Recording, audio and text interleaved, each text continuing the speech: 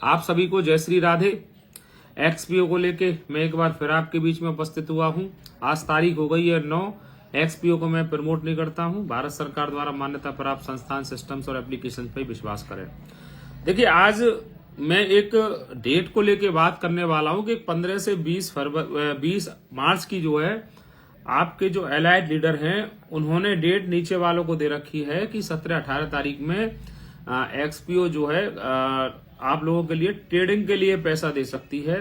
मतलब वो विड्रॉल नहीं देगी, विड्रॉल की जगह आप उसमें ट्रेड करो, जैसे डीजीसीएक्स के लिए खोला है। ऐसा कुछ मेरे सुनने में आया है। मेरी एलाइट से भी, कई एलाइटों से भी बातें हुई हैं, तो कई ने इसको नकारा है और कई ने कहा है कि हाँ ऐसी बातें हैं। देखिए, मैं किसी भी दावे की पुष्टि नहीं करता। क्यों नहीं करता? क्योंकि इनके द्वारा जितने भी दावे और वादे आज तक किए गए वो सारी की सारे खोखले निकले हैं।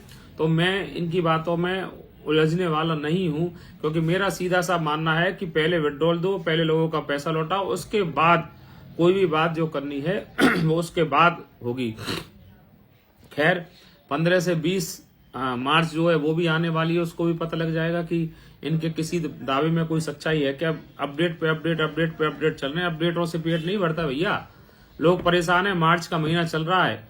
लोगों ने जो बैंकों से जो कर्जा ले रखा है, बैंकों वाले कर्जे वाले घरों पे लोगों के पे पहुंच रहे हैं, क्योंकि मार्च क्लोजिंग रहता है। तो लोगों के ऊपर इतना प्रेशर बना रखा है बैंकों ने कि लोग परेशान है। मेरी इतने सारे लोगों से बात हो रही, वो कह रहे साहब बैंकों वाले घरों पे आके बैठ रहे हैं।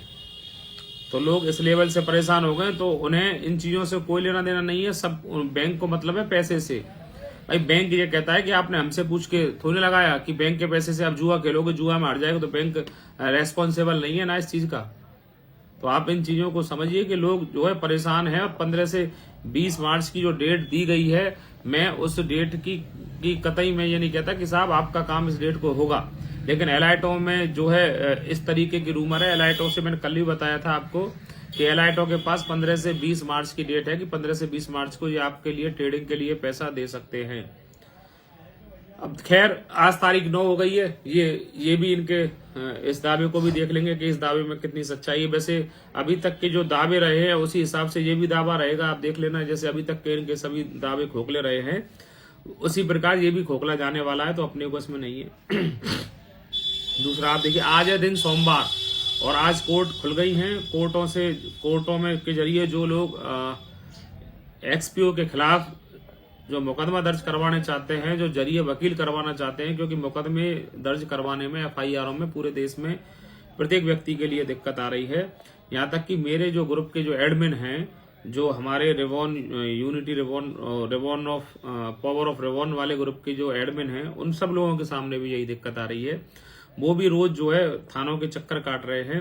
तो आज उन्होंने ये कहा, या तो आज थाने से उनकी एफआईआर हो जाती है, नहीं होती है तो वो भी जरिए इस्तेगासा कोर्ट के जरिए ही एफआईआर करेंगे। मैं पहले से एक बात बोल रहा हूं कि जो भी कोई इस केस में, संबंधित केस में निर्दोष किसी भी व्यक्ति का नाम आप नहीं लिखाएं। सिर्फ जो दोषी है, जो वास्तव में दोषी है, उसी को लेके चले। अब बहुत सारे लोग मेरे से ये कहते हैं कि साहब कि निर्दोष कौन है और दोषी कौन है, उसकी भी आप परिभाषा क्लियर कर दीजिए।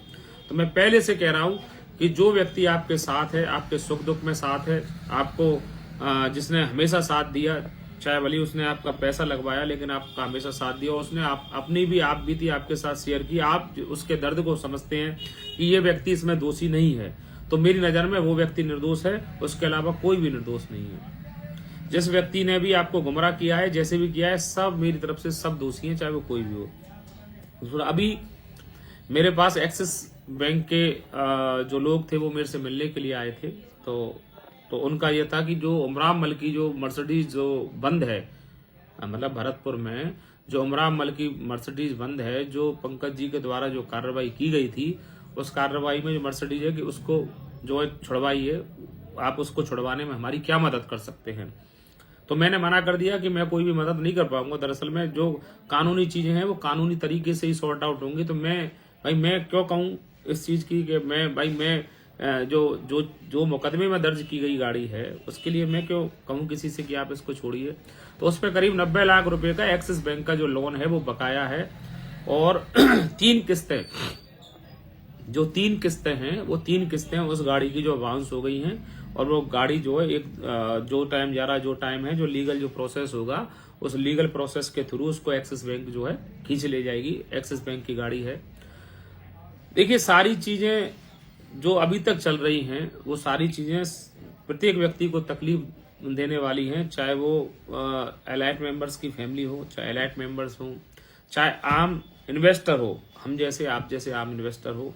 परेशान सब लोग हैं क्योंकि सब लोगों के साथ विश्वासघात हुआ है। एक्सपीओ में जुड़े हुए प्रत्येक व्यक्ति के साथ विश्वासघात भी हुआ है, चाहे वो बड़ा आदमी हो, चाहे वो छोटा आदमी हो, चाहे बड़ा लीडर हो, चाहे छोटा लीडर हो। क्योंकि इन लोगों ने जो है झांसे में ले लेके सब लोगों के मकान, दुकान और जो भी चीज है उनके पास, सोना वोना सब गिरवी रखवा दिया। आज प्रत्येक व्यक्ति एक्सपीओ में, जैसे 100 एक्सपीओ के इन्वेस्टर हैं, तो 100 में से मैं एक आध की किसी की कह नहीं सकता, 99 व्यक्ति जो है वो डिप्रेशन में है कि हमारा पैसा डूब गया, हमारा पैसा नहीं आएगा, और अब हम जो है हमारा घर भी जाएगा, मकान भी जाएगा, सोना भी जाएगा, दुकान भी जाएगी। तो इस लेवल से लोगों को जो है इस एक्सपीओ ने जो है परेशान किया हुआ है।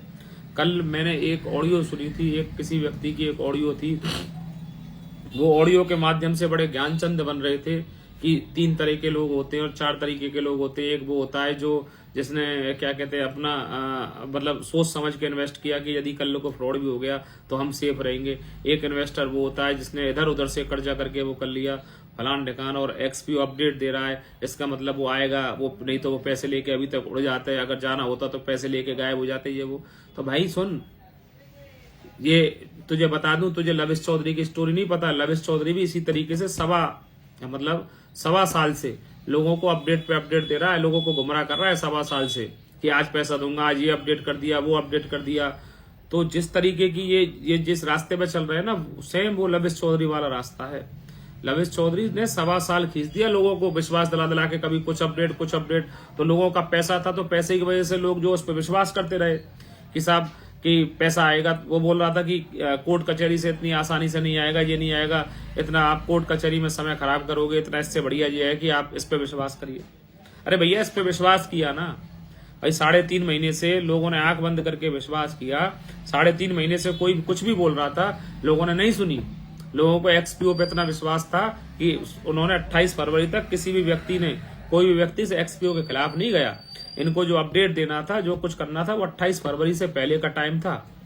अब 28 फरवरी के बाद का जो समय है वो अपडेट का नहीं है भाई। अब तो जो समय था वो विड्रॉल का था। मैं कह रहा हूं आप विड्रॉल दीजिए, लोग केस विड्रॉल कर लेंगे। आज भी लोग, जिन लोगों ने केस किए हैं, आज भी वो अपने केस विड्रॉल कर लेंगे, या जिन्होंने परवाद दिया है वो परवाद वापस ले लेंगे। आप विड्रॉल दीजिए ना, लोगों का पैसा लौटाइए, दिक्कत कहाँ है।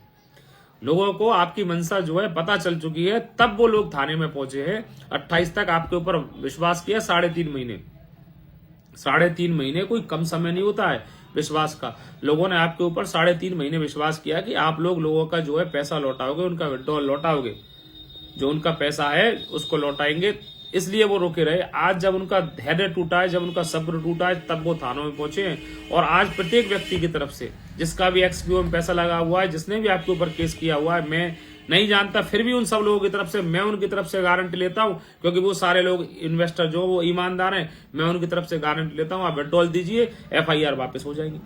पहले आप विड्रॉल दीजिए, आप गुमराह मत कीजिए। अब आपने जो है, अगर ये 15 से 20 मार्च वाली डेट भी अगर आपकी फुस्सी निकल गई ना, जो 15 से 20 मार्च की आप बात कर रहे हो, तो फिर आप लोग, मैं मेरे मुंह से नहीं कह सकता कि फिर क्या होने वाला है, फिर और भी बवंडर होगा। चलिए ठीक है, अभी आपने एलाइट अपने रोक लिए कि 15 से 20 मार्च तक वो कोई एक्शन नहीं लेंगे आपके खिलाफ। 20 मार्च बाद फिर एलाइट, फिर दोबारा से एलाइट के फिर आप नई डेट दोगे, नई डेट पर विश्वास तो ना करेंगे।